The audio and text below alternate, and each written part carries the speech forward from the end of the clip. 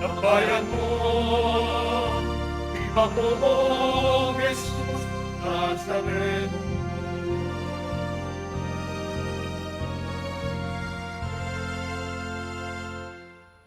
Sa ngalan ng Ama at ng Anak at ng Espiritu Santo, Amen. sumainyo ang Panginoon. At sumaiyo rin. Mga kapatid, aminin natin ang ating mga kasalanan upang tayo'y maging marapat gumanap sa banal na pagdiriwang. Tayo pong lahat, inaamin ko sa makapangyarihang Diyos At sa inyo mga kapatid, nalubha akong nagkasala sa isip, sa salita, sa gawa, at sa aking pagkukulang. Kaya isinasamo ko sa mahal na Birheng Maria, sa lahat ng mga anghel at mga banal, at sa inyo mga kapatid, na ako'y ipanalangin sa Panginoong ating Diyos. Kaawaan tayo ng makapangyarihang Diyos, patawarin tayo sa ating mga kasalanan, at patnubayan tayo sa buhay na walang hanggan. Amen. Panginoon, kaawaan mo kami. Panginoon, kaawaan mo kami. Kristo, kaawaan mo kami. Kristo, kaawaan mo kami. Panginoon, kaawaan mo kami. Panginoon, kaawaan mo kami. Kasabay ng ating pagdidibusyon sa ating mahal na poong Jesus Nazareno, atin din pong inaalala at pinagdiriwang ang paggunita kay San Roque. Manalangin tayo. Ama naming makapangyarihan, ang pagkauliran at pag-aampon ng mga banal ay inilalaan mo para ang kahinaan namay huwag humadlang sa pagtahak sa landas ng kaligtasan. Ipagkaloob mong kaming nagpapangaral sa pagsilang ni San Roque sa kalangitan ay makadulog sa iyo sa pagtalunton namin sa kaniyang pinagdaanan. Sa pamamagitan ni Hesukristo, kasama ng Espiritu Santo, magpa sa walang hanggan. Amen. Magsiupo muna ang lahat. Pagbasa mula sa aklat ni Propeta Ezekiel. Sinabi sa akin ng Panginoon, Tao, ipamukha mo sa Jerusalem ang kaniyang kasuklam-suklam na gawain. Sabihin mong ipinasasabi ng Panginoon na kaniyang Diyos, ikaw ay mula sa Kanaan, Amoreo ang iyong ama, at Hitea ang iyong ina. Nang ikaw ay isilang, hindi ka pinutulan ng pusod, ni pinaliguan, ni kinuskos ng asin, ni binalot ng lampin. Walang nag-ukol ng panahon upang gawin sa iyo ang isa man sa mga bagay na dapat gawin. Wala man lang naawa sa iyo. Basta ikaw na lamang inilapag sa lupa nang ikaw ay isilang. Nadaanan kitang kakawag-kawag sa sarili mong dugo. Sinabi ko sa iyo noon na mabubuhay ka at lalaking tulad ng mga halaman sa parang. Lumaki ka nga at naging dalaga. Maganda ang iyong dibdib, mahaba ang iyong buhok, ngunit ikaw ay hubad. Nang madaanan kita uli, nakita kong ikaw ay ganap ng dalaga at ibinalabal ko sa iyo ang aking kasuotan upang matakpan ang iyong kahubaran. Nangako ako sa iyo ng buong katapatan, nakipagtipan ako sa iyo at ikaw ay naging akin. Pinaliguan kita, nilinis ko ang dugo mo sa katawan, at pinahirang kita ng langis. Dinamtan kita ng may magagandang borda, at sinuutan ng sandalyas na balat. Binalot kita ng pinong lino at damit na seda. Sinuutan kita ng pulseras sa magkabilang braso, at binigyan ng kwintas. Binigyan din kita ng hikaw sa ilong at tainga. Pinutungan kita ng isang magandang korona. Nagayakan ka ng alahas, na pilak at ginto. Ang kasuotan mo'y pinong lino, piling seda, at telang nabubordahan ng maganda. Ang pagkain mo'y yari sa pinakamainam na harina. Pulot-pukyutan at langis ang iyong inumin. Lumaki kang walang kasing ganda at nalagay sa katayuan ng isang reyna. Natanyag sa lahat ng bansa ang iyong kagandahan, pagkat lalo itong pinatingkad na mga palamuting iginayak ko sa iyo. Ngunit naging palalo ka dahil sa iyong kagandahan. Ano pat, nabuyo ka sa pagiging patutot at sarili mo'y ipinaangkin sa lahat ng makita mo. Gayunman, hindi ko na rin kalilimutan ang ginawa kong tipan sa iyo nang ikaw ay bata pa. Ngayon ay gagawa ako ng tipan para sa atin. Hindi ito masisira kailanman. Sa sandaling ipatawad ko ang lahat mong kasalanan, matitikom ang bibig mo dahil sa laki ng kahihiyan. Ang salita ng Diyos. Salamat sa Diyos.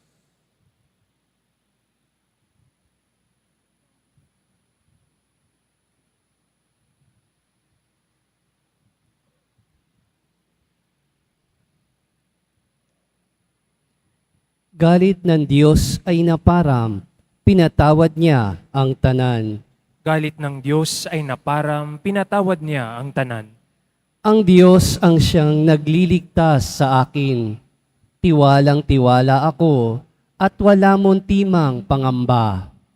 Sapagkat ang poon ang lahat sa akin. Siya ang aking awit, ang aking kaligtasan.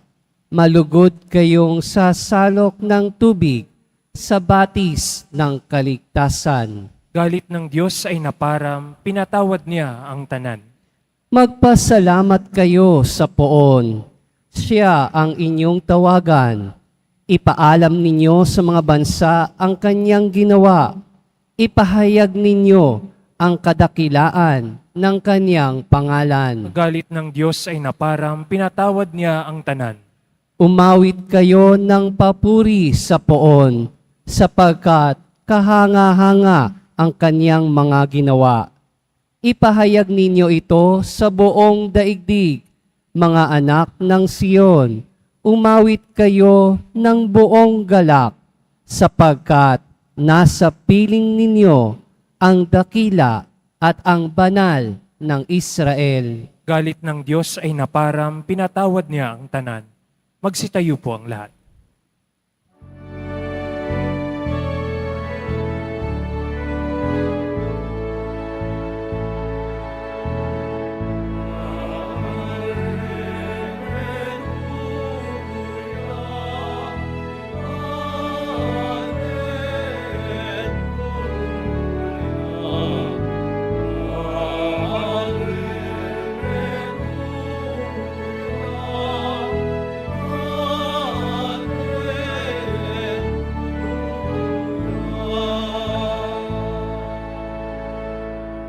Tanggapin niyo ang salita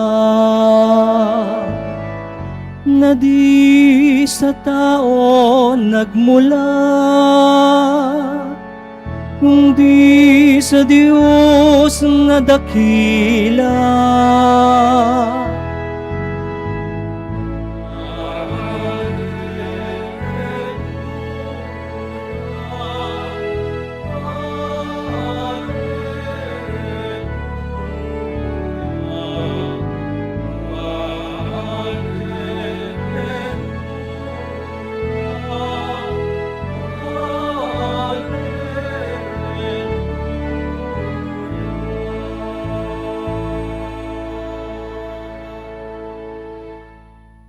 Sumainyo ang Panginoon, At sumaiyo rin. ang mabuting balita ng Panginoon ayon kay San Mateo. Papuri sa iyo, Panginoon.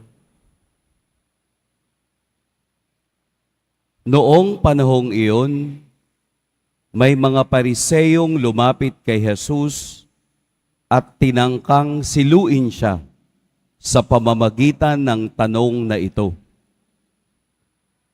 Naaayon ba sa kautusan na hiwalayan ng lalaki ang kaniyang asawa sa kahit anong kadahilanan? Sumagot si Jesus, hindi pa ba ninyo nababasa sa kasulatan na sa pasimulay nilalang sila ng may kapal, lalaki at babae? At sinabi, dahil dito, iiwanan ng lalaki ang kaniyang ama't ina at magsasama sila ng kaniyang asawa at sila'y magiging isa. Kaya't hindi na sila dalawa, kundi isa. Ang pinagsama ng Diyos ay huwag paghiwalayin ng tao. Tinanong siya ng mga Pariseo, bakit iniutos ni Moses na bigyan ng lalaki ang kaniyang asawa ng kasulatan sa paghihiwalay bago hiwalayan iyon? Sumagot si Jesus, dahil sa katigasan ng inyong ulo, kaya ipinahintulot ni Moses na hiwalayan ninyo ang inyong asawa. Subalit hindi gayon sa pasimula. Kaya sinasabi ko sa inyo, sino mang lalaking humiwalay sa kaniyang asawa sa anumang dahilan liban sa pakikiapid at mag-asawa sa iba ay nangangalunya. At ang mag-asawa sa babaeng hiniwalayan ay nangangalunya rin. Sinabi ng mga alagad, kung ganyan po ang kalagayan ng lalaki sa kaniyang asawa, mabuti pang huwag nang mag-asawa. Sumagot si Jesus, hindi lahat ay nakatatanggap ng simulaing iyan, kundi yaon lamang pinagkalooban ng Diyos. Sapagkat may iba't ibang dahilan kung bakit may mga lalaking hindi makapag-asawa. Ang ilan dahil sa kanilang katutubong kalagayan. Ang iba dahil sa kagagawa ng ibang tao ay nagkagayon sila. Mayroon namang hindi nag-aasawa alang-alang sa ikauunlad ng paghahari ng Diyos. Ang makatatanggap ng simulaing ito ay tumanggap nito. Mga kapatid, ang mabuting balita ng Panginoon. Pinupuri ka namin, Panginoong Yesukristo. Magsiupo munang lahat. Atin pong purihin at dakilain ang ating Poong Jesus Nazareno. Kasama si San Roque na siya nating binibigyan ng parangal at inaalala ngayong araw. Noon pong nakakaraang buwan, may isang manong, ibig sabihin kuya, no? Medyo mas matanda pa sa akin. Sabi niya, Father, hinintay ko po talaga kayo sa likod para i-congratulate na napakaganda po ng inyong homily tungkol sa kahirapan. Ay, salamat po. Parang medyo natuwa ako, may naka-appreciate. Akala ko wala. Sumunod na araw o linggo, muli na naman siyang nagpakita. Father, ako po ay naantig sa inyong homily tungkol sa pag-ibig at pagsunod sa Diyos. Ay, salamat po. Nagsisimba po kayo. Opo, talaga pong ako'y nagsisimba kahit po sa online. Ako po'y nagsisimba. Pagkatapos noon, hindi na siya nagpakita. Narinig ko na lang na nagagalit pala sa akin. Kasi nung sumunod na araw, ang aking homily ay tungkol sa pangangalunya. Sabi ko, bakit kaya siya nagagalit sa akin? Wala naman akong binanggit na tao. Ang binasa ko lang naman ay ang ebanghelyo na sinasabi ni Jesus kung ano ang ginagawa ng mag-asawa. Nagalit pala sa akin. Hindi ko na po inalam kung bakit nagalit. Ang akin lamang pong gustong tingnan, kapag ang tao ay nagagandahan sa sinasabi ng ebanghelyo, tayo ay natutuwa. Tama po? Kapag parang very inspiring ang ebanghelyo, tayo ay nagkakaroon ng panibagong lakas, panibagong inspirasyon na makapagpatuloy muli sa buhay. Pero kapag masakit na ang ating naririnig, ayaw na natin. Kaya nagkaroon ako ng conclusion. Siguro yung manong na yon, maraming babae. Kaya nasaktan. Ang ebanghelyo po ay hindi ebanghelyo ng convenience. Ang salita ng Diyos ay hindi salita na gusto lamang nating marinig. Makaririnig din tayo ng katuruan ni Jesus na masakit pero totoo, sapagkat ang kalayaan ang siyang makapagbibigay sa atin ng tunay na katotohanan. Kaya po ang ebanghelyo sa araw na ito ay pagsasadiwa kung ano ang gusto ng Diyos sa ating lahat. Ang mahalin, ang buuin, ang yakapin, ang pamilyang ibinigay niya sa atin. Huwag nating hayaang masira ang maliit na simbahang ginawa ng Diyos para lamang sa sarili nating convenience. Kaya nga sinabi niya sa ebanghelyo, kaya yun ginawa ni Moses noong panahon na yun, matitigas ang inyong ulo.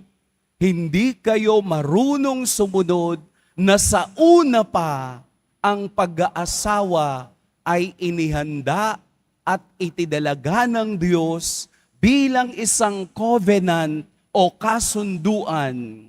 At ang covenant na kasama ang Diyos ay hindi pwedeng masira at hindi pwedeng paghiwalayin.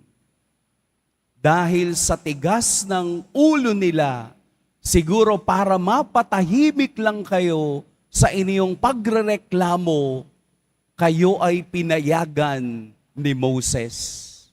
Pero itinuro ni Jesus sa ebanghelyo, hindi iyon ang design nung una. Ibig sabihin, hindi yun ang design ng Diyos. Si Eva at Adan ay nilikha upang maging batayan kung paano maging pamilya. Sa panahon natin ngayon, muling inuulit ni Jesus ang katotohanan ng katatayuan ng bawat isa. Kung hindi mo mapaninindigan ang pamilyang binuo mo nang dahil sa pananalig sa Diyos, sana wag mong sirain ang bagay na galing sa Diyos. Kaya nga po sa huling bahagi ng ebanghelyo, ang iba ay nag-aasawa, ang iba ay hindi nakapag-aasawa dahil sa kaniyang kalalagayan, at ang iba naman ay nagtatalaga ng sarili nila sa Diyos.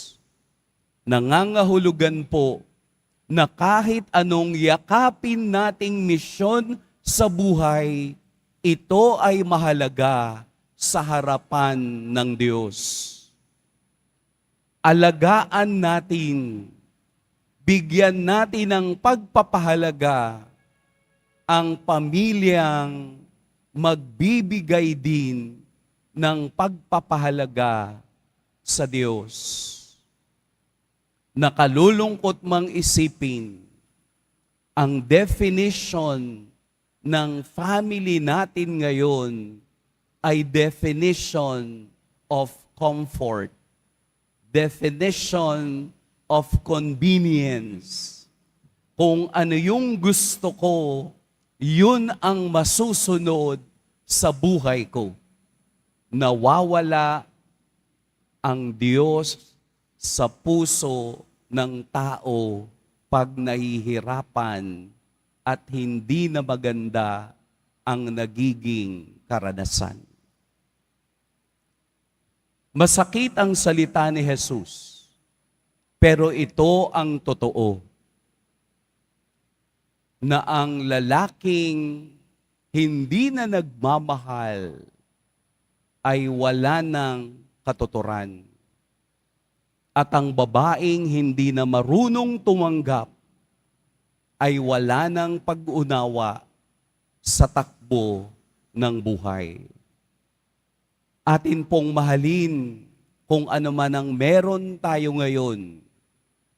Huwag nating baguhin ang nakatalagang katotohanan na ang pamilya, na ang pag-aasawa ay isang kasunduan sa gitna ng simbahan, sa gitna ng pag-ibig at awa ng Diyos. Let us not define our own convenience. Yumayakap tayo sa obligasyon. Yumayakap tayo sa kahit anong ibigay ng Diyos. Sana ang pamilya, ang asawa ay siyang tunay na magdadala sa atin at magdadala sa bawat isa patungo sa kaniyang kaharian. Gusto kong i-share ang isang babaeng lumapit sa akin. It's a reality of life. Hindi na po kami magkasundo, Father. Palagi kaming nag-aaway araw-araw. Hindi ko rin alam kasi wala naman akong asawa. Ang tanong ko lang sa kanya, ilan na po ang inyong anak? 5, Father. Nagulat ako. Ang tagal nyo na palang nag-aaway, pero nakalima kayo. Paano nyo yun ginawa? Ginawa nyo ba ng walang pag-ibig? Ginawa nyo ba ng walang pagtanggap? O ginawa nyo lang dahil ito ang convenient sa inyo? Ito yung itsura natin eh. Pag nahihirapan na, umaayaw na. Inaayawan na ang mga dagok ng buhay, ng pag-aasawa, gayong ito ang makapagpapatatag sa bawat haligi, sa bawat pamayanan, sa bawat maliliit na simbahan na ating ginagawa. And I asked her one more time, paano mo siya nagustuhan? You go back to the reason bakit kayo nag-asawa. You go back to the first meeting ninyo, bakit ka in love na in love. Huwag kang tumingin ngayon. Tingnan mo yung unang pagkakataon na kayo'y nagkakilala at nag-ibigan. Siguro kung pareho nyo yung babalikan, pareho uling uusbong ang kaparehong pag-ibig. Huwag nating itapon yung bagay na maganda na naranasan ng bawat isa upang mabuo ang pamilyang meron kayo. Kaya nga po walang rewind. Lahat ng lumipas ay experiences na magtuturo kung ano ang dapat nating gawin ngayon.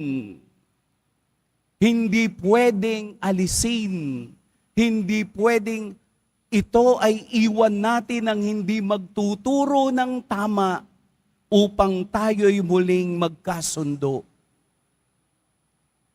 Mahirap, pero ito ang misyon ng bawat isa na isabuhay ang bigay ng Diyos na pagpapala sa buhay ng bawat isa. After all, walang sino man ang nabubuhay para sa sarili lamang. Mabuhay tayong kasama ng pamilya araw-araw. Amen. Pagpalain tayo ng poong may kapal. Magsitayo po ang lahat. Minamahal kong mga kapatid, nakikilahok sa paglikha ng Diyos ng bagong buhay ang mga asawa at may bahay. Ialay natin ang ating mga panalangin ngayon para sa mga magulang at mga anak. Panginoon, punuin mo ng iyong pag-ibig ang aming mga tahanan. Panginoon, punuin mo ng iyong pag-ibig ang aming mga tahanan. Ang simbahan naway tunay na maituro sa kanyang mga miyembro ang totoong dangal ng kasal at tulungan ang mga mag-asawa na manatiling magkasama sa banal nilang buhay may asawa. Manalangin tayo. Panginoon, punuin mo ng iyong pag-ibig ang aming mga tahanan. Ang mga pinuno ng gobyerno at mga mambabatas naway magpatupad ng mga batas at tuntunin na nagtatatag ng tahanan at hindi sumisira nito. Manalangin tayo. Panginoon, punuin mo ng iyong pag-ibig ang aming mga tahanan.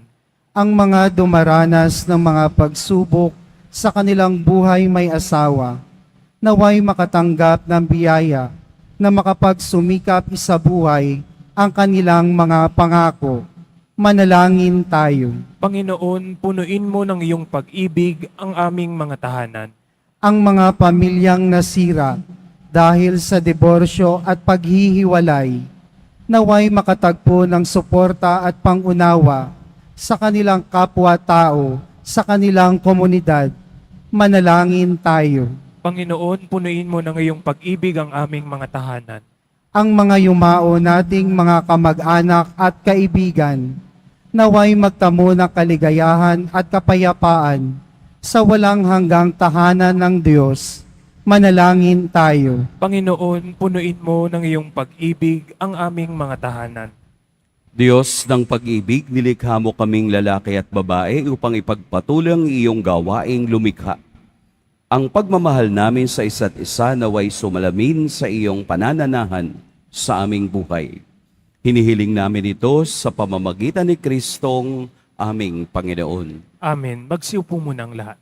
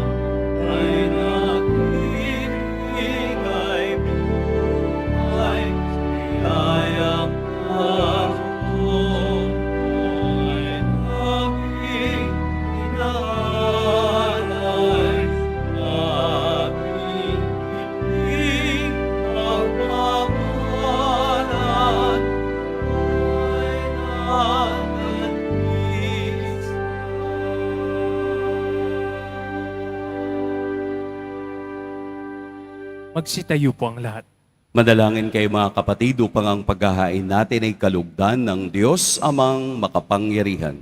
Tanggapin nawa ng Panginoon itong paghahain sa iyong mga kamay, sa kapurihan niya at karangalan sa ating kapakinabangan at sa buong sambayanan niyang banal. Ama naming lumikha, pakundangan sa paghahaing inihanda, ngayong si San Roque ay ginugunita.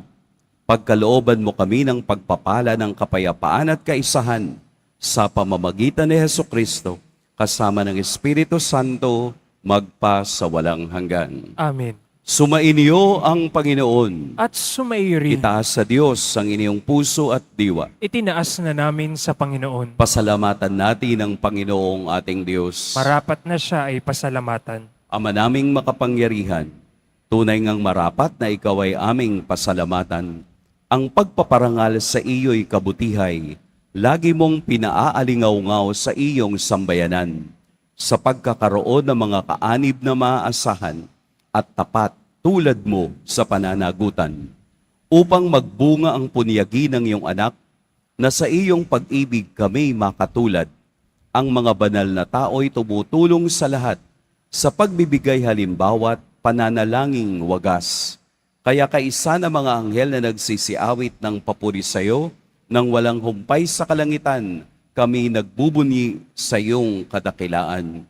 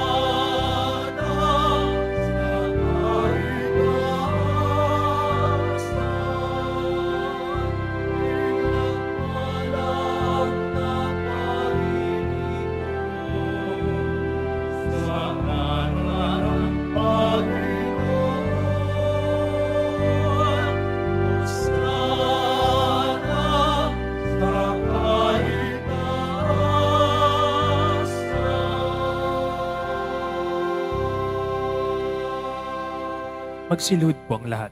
Ama naming banal, ikaw ang bukal ng tanang kabanalan. Kaya't sa pamamagitan ng iyong Espiritu, gawin mong banal ang kaloob na ito upang para sa amin maging katawan at dugo ng aming Panginoong Heso Kristo. Bago niya pinagtiis ang kusang loob na maging handog, hinawakan niyang tinapay, pinasalamatan kaniya, pinaghati-hati niya iyon, iniabot sa kaniyang mga alagad at sinabi, "Tanggapin ninyong lahat ito at kanin, ito ang aking katawan na ihahandog para sa inyo."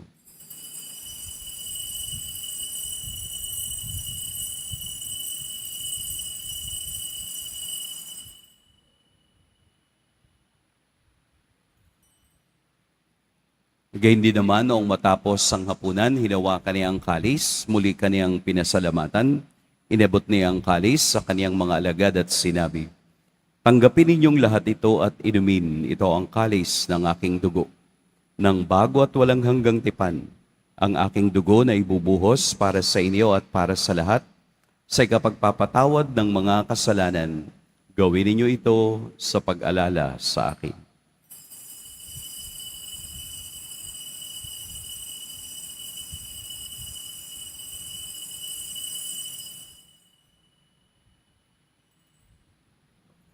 Magsitayo na po ang lahat.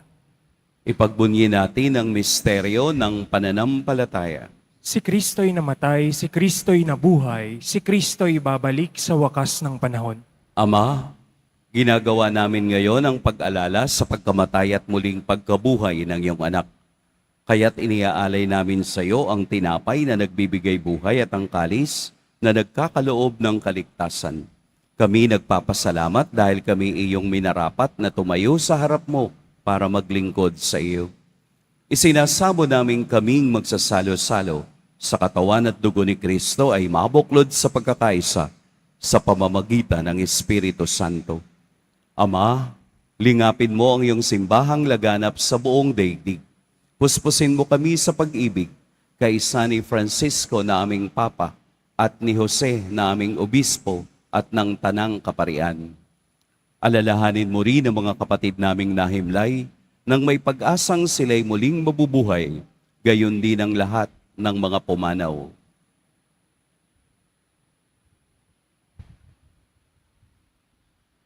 Kaawaan mo sila at patuloyin sa iyong kaliwanagan. Kaawaan mo at pagintapating kaming lahat na makasalo sa iyong buhay na walang wakas. Kaisa ng mahal na Birheng Maria na ina ng Diyos, ng kabiyak ng puso niyang si San Jose, kaisa ng mga apostol ni San Juan Bautista, at ng lahat ng mga banal na namuhay dito sa daigdig ng kalugod-lugod sa iyo, maipagdiwang nawa namin ang pagpupuri sa ikararangal mo sa pamamagitan ng iyong anak na aming Panginoong Heso Kristo. Sa pamamagitan ni Kristo, kasama niya at sa Kaniya, ang lahat ng parangal at papuri ay sa iyo, Diyos, Amang makapangyarihan, kasama ng Espiritu Santo, magpa sa walang hanggan.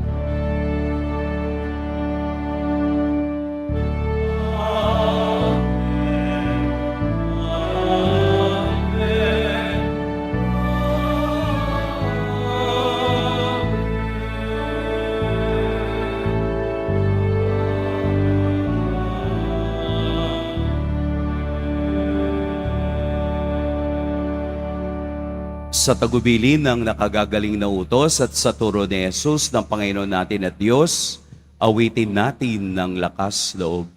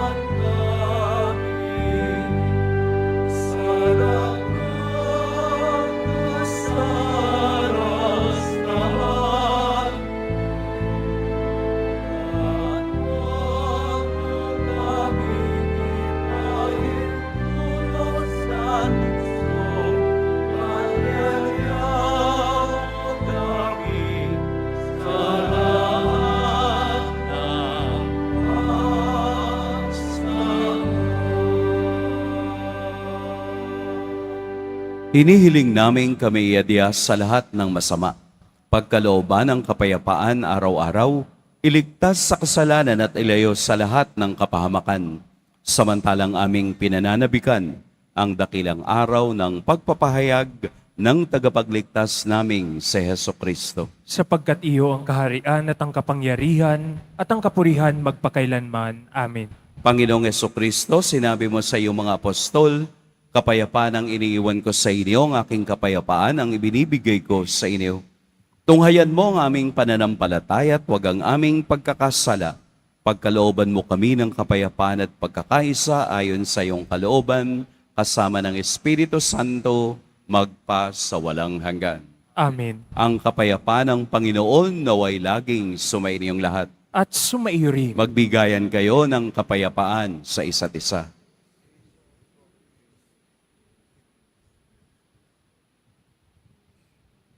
Kordero ng Diyos, na nag-aalis ng mga kasalanan ng sanlibutan, maawa ka sa amin. Kordero ng Diyos, na nag-aalis ng mga kasalanan ng sanlibutan, maawa ka sa amin. Kordero ng Diyos, na nag-aalis ng mga kasalanan ng sanlibutan, ipagkaloob mo sa amin ang kapayapaan. Magsiluhod po ang lahat. Narito si Jesus ang saligan at sandigan ng bawat pamilyang Pilipino. Ito ang kordero ng Diyos. Ito ang nag-aalis sa mga kasalanan ng sanlibutan. Mapapalad ang inaanyayahan sa kaniyang piging. Panginoon, Di ako hindi ako karapat-dapat karapat-dapat na magpatuloy sa iyo, ngunit sa isang salita mo lamang ay gagaling na ako.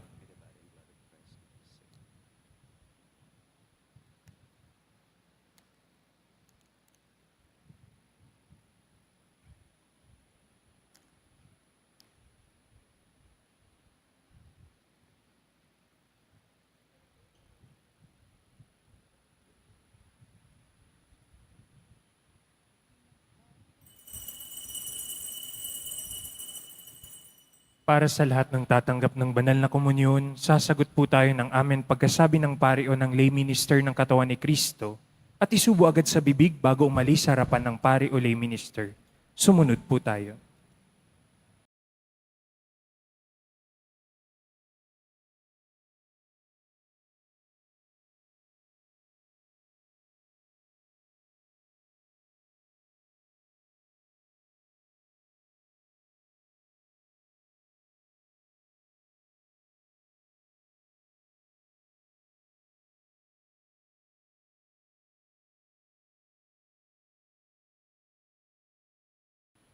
Manalangin tayo.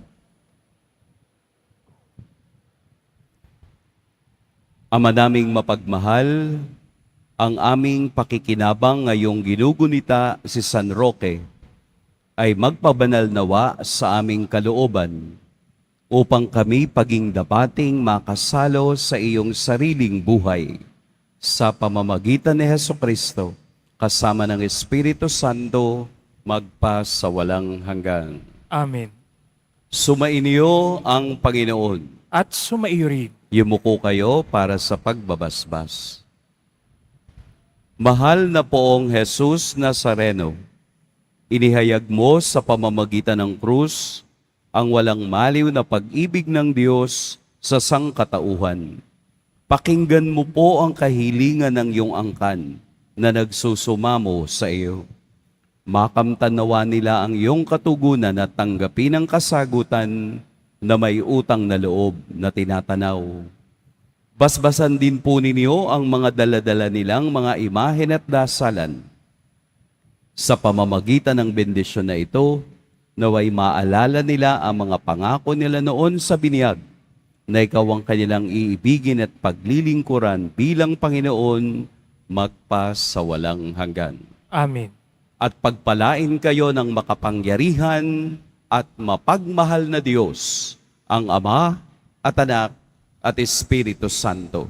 Amen. Tapos na ang ating pagdiriwang, humayo kayong taglayang kapayapaan ng poong Jesus Nazareno. Salamat sa Diyos.